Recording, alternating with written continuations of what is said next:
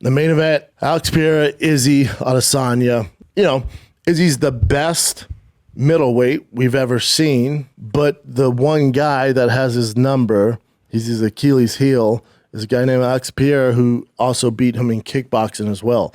So Izzy's never beat him, huh? What's tough here is, I don't want to say in love, but we're definitely big fans of Izzy here at the Thick Boys Studios. We love Izzy. And if someone, let's say you didn't know Izzy, you didn't know Alex, and said, hey, who do you think is going to win? This guy's lost literally every time he's fought him, but he's favored to win this fourth fight that they're going to go into. Who would you bet on? I'm like, yeah, the guy beat him every time? He's an underdog? Probably going to take the underdog. That's insane. So it's tough to tell because I'm so biased towards Izzy.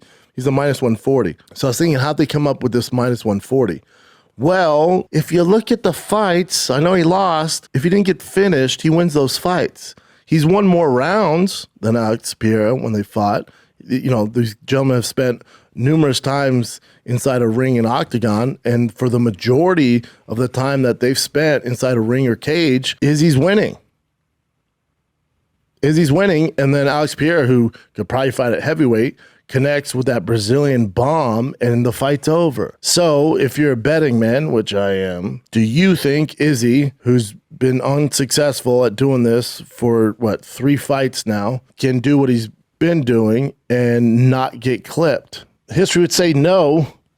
How do you guys feel? What do you think, Chin? As much as I want Stylebender to win, I think it's going to be so beautiful if he wins because the whole mental thing, to be beaten by someone that many times, right? And to finally conquer him. And you were doing really well, but then obviously there's something in the mental thing, I think, somewhere with Izzy. I don't know. It's mental. I just think Alex Pereira hits so goddamn hard. You're right. But even later in the rounds, the guy just hits like a fucking truck. Absolutely. But for me, when I look at it, that's how I feel. I feel like there's some sort of mental block. Yeah. As much as I love Izzy, if I had to bet my my life savings on something, I would have to just bet with Poatan. Alex? Because, you're a piece of shit. I know. I don't want to. I'm rooting for Izzy. I know. Yeah. I know. Well, who's not, man? You know? Yeah. Okay, same thing?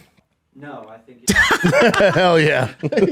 Yeah. I'm leaning towards Izzy. Here's what's interesting is, let's say Izzy wins. So it's 1-1 in the UFC. Do you run it back? You can't, right?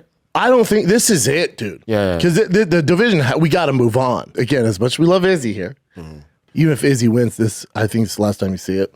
I really do. And there was that little, it's not controversy, but, Izzy was still standing up when the referee stopped the fight. So Izzy even said, I was moving my head and I was still in there. Yeah. So it was kind of like somewhat a slight. They want to see him go out on a shield, I guess, which I'm not mad at that stoppage. But let me give you my picks. I'm going to go Rosa Jr. via decision, Kevin Holland via submission, but I think he clips him and then submits him with a rear naked choke or Darce. Rob Font, Adrian Yanez. I'll take Adrian Yanez, majority decision. That's your fight of the night. Gilbert Burns, Jorge Masvidal. Do I have to pick?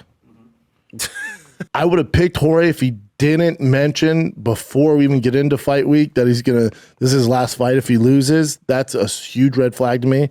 So I'll take Gilbert Burns. And then Alex Pereira, Izzy. I'll take Izzy via decision.